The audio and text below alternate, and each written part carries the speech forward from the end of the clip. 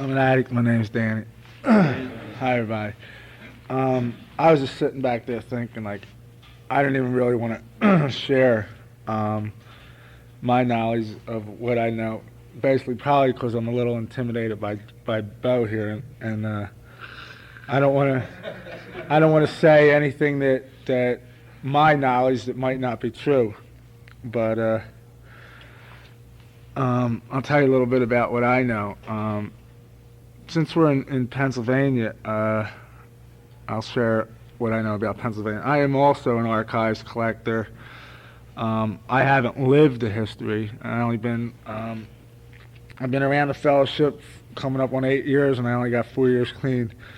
But I'm a history nut, and I'm real involved. I go to all the history workshops, and I collect archives, and I got stuff dated back into the 60s and 70s. And Pennsylvania, the first encounter with Narcotics Anonymous was a young gentleman by the name of Roy P. And he was going to the other fellowship, and his sponsor at that time called him an addict and told him about this fellowship called Narcotics Anonymous, and said it was out in California. And his father was a doctor out in California, and his mother was from the East Coast, and they were separated. And they lived up in Montgomery County. And this guy, Roy, in 1969 went out to visit his father in California, and he picked up a white book out there, and he brought it back to Eagleville, PA. And they started the first Narcotics Anonymous meeting in Pennsylvania in 1969. And that meeting was only with the patients inside Eagleville, and it lasted for a little while. But shortly after that meeting started, this guy Roy relapsed, and he couldn't give me the exact information of how long that meeting lasted. But however, it did die out. And in '71, some guys came into Eagleville, and 6 of them got together, and it was like a 9-month treatment center, and they all got out and they started an NA meeting in 1972 on Green and Basin Streets in Norristown. And ever since that meeting in '72, there's been an ongoing meeting in Pennsylvania. And what happened was that meeting on Green and Basin Streets, somewhere down the road, I forget what year, but it had moved to the church up in Plymouth Meeting Mall, and the name changed to Sobriety on the Mall was the name, but it was a Narcotics Anonymous meeting. And then as we got cleaner and purer and learned more about terminology and everything, now it's called Church on the Mall. But anyway, Pennsylvania, the Mid-Atlantic Regional at one time was the second largest region in the world. And correct? Yeah. Correct.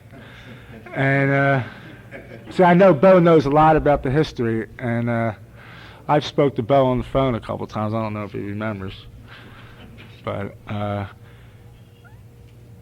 did a lot of investigating, and I stirred up a lot of controversy and shit trying to find out this information. And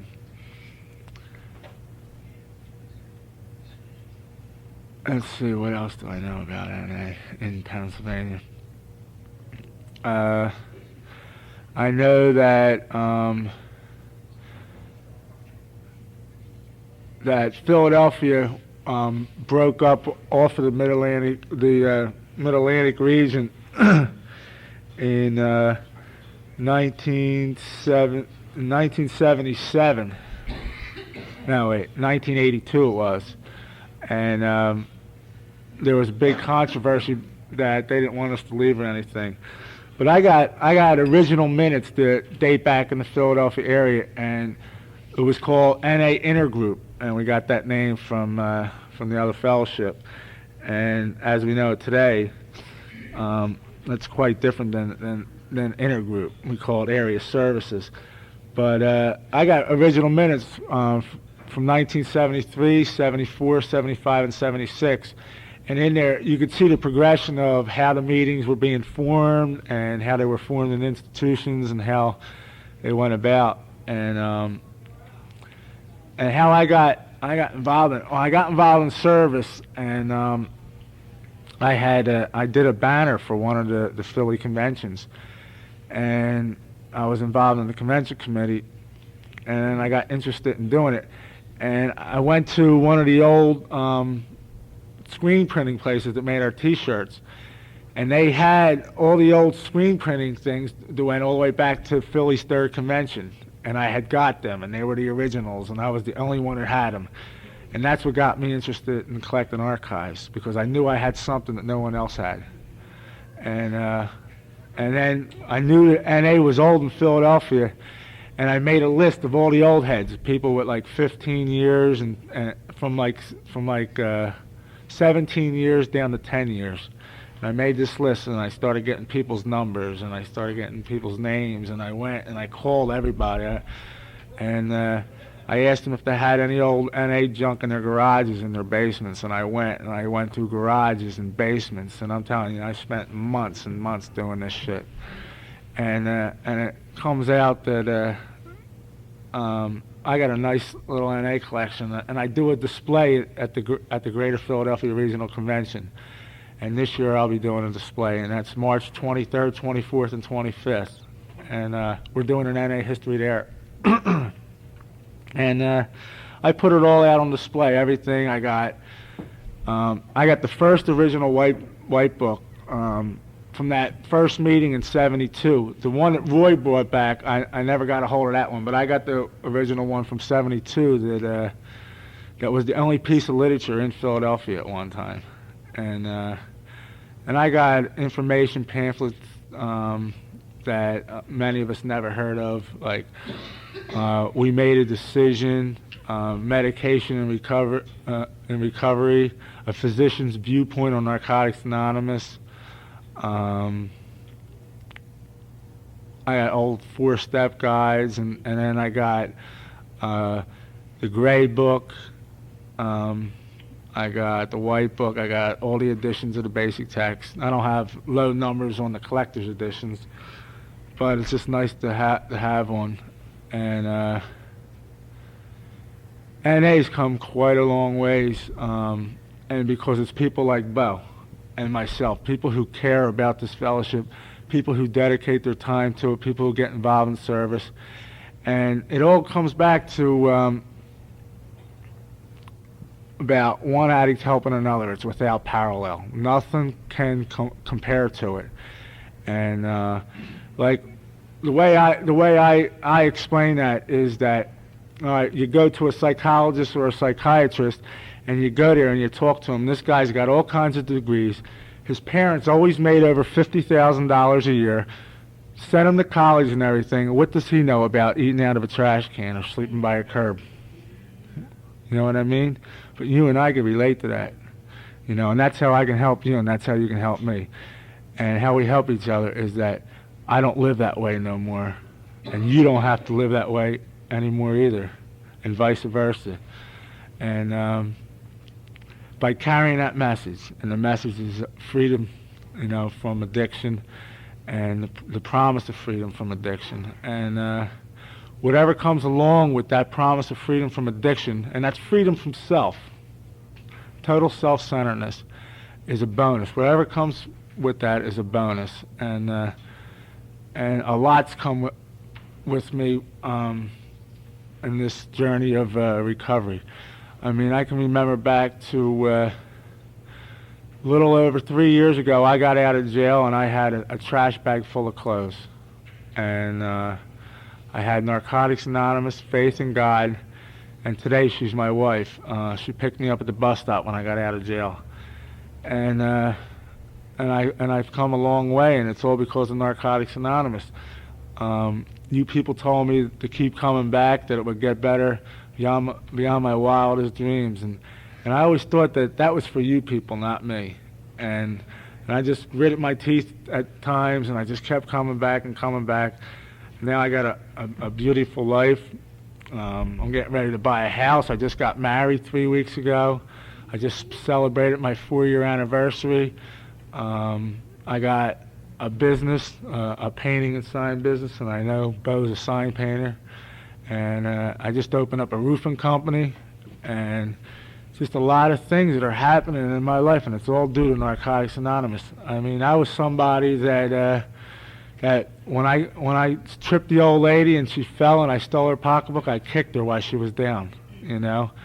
And last year, a friend of mine that's also a sign painter in a fellowship, we were pulled up at this place and we were buying some stationery. And this old lady wanted to get across the street, and I went over and I helped her and I walked her across the street.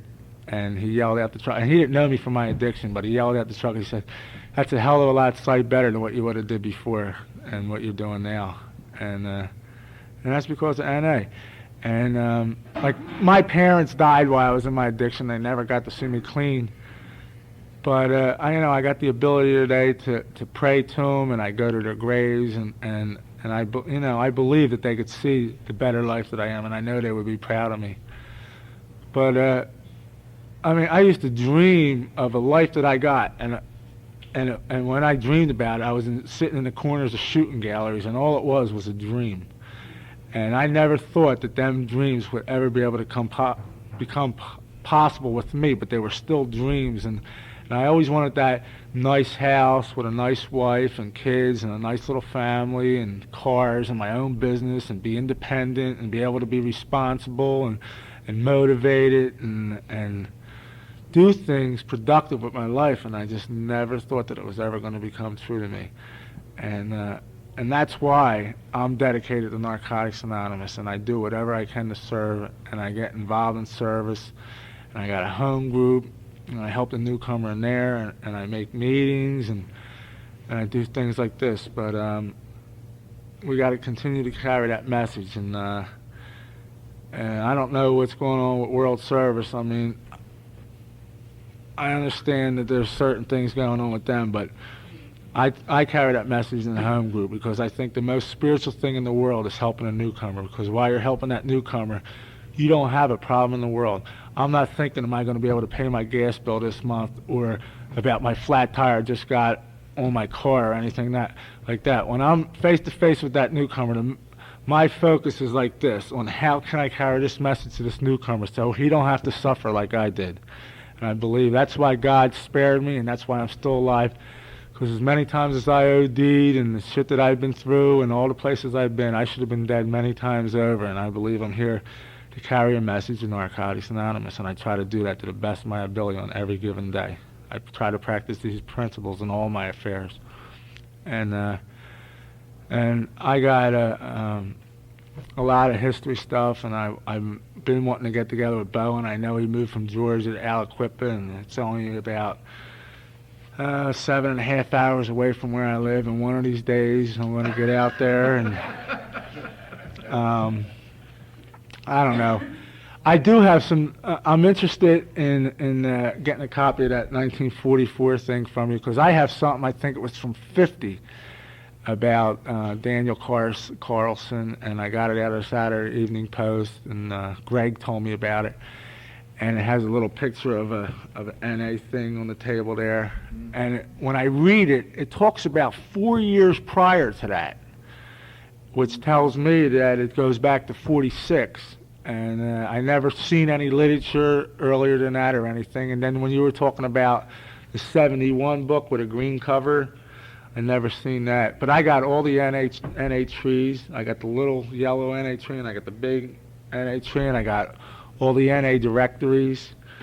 I got all the basic texts. I got the gray book that has the black binder, and I got the one that has the brown binder. And like, I did my homework, and I've been through many garages and many a basement, and talked to a lot of addicts that got a lot of time in Pennsylvania and in the Philadelphia area. And I just became obsessed with it. You know, the addict that I am, when it came down to that, paid off.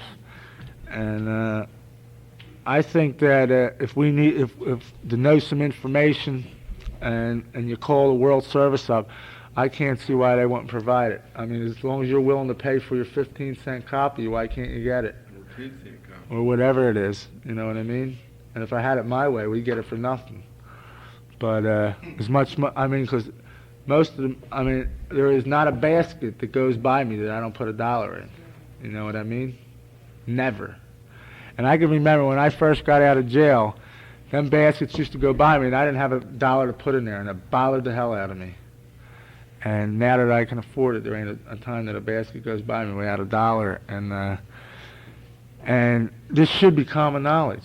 Like, it shouldn't be for people who have to go through shit like I went through to find out about it. And even though, like I said, I haven't lived it, while I've been out there learning about it and everything, I feel like I have, you know. And I do a lot of reading on it, and I got your book, and I just got a big interest in it.